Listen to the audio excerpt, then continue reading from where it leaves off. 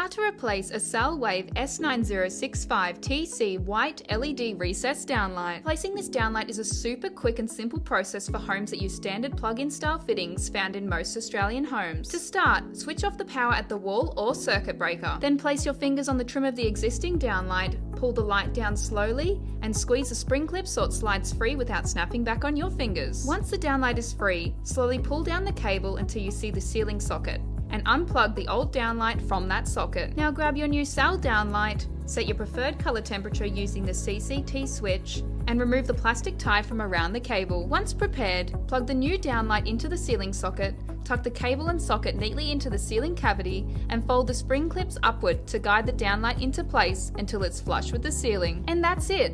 Switch the power back on and enjoy your brand new SAL Wave Tricolour LED downlight. But why choose this downlight in the first place? This 9-watt LED model is energy efficient, dimmable, and the tricolour switch means you can set the light to suit any room. Plus, it's certified for use in Australia, so you can trust it'll do the job properly. For this downlight and more electrical products, shop online now at Sparky Direct, delivered fast straight to your door.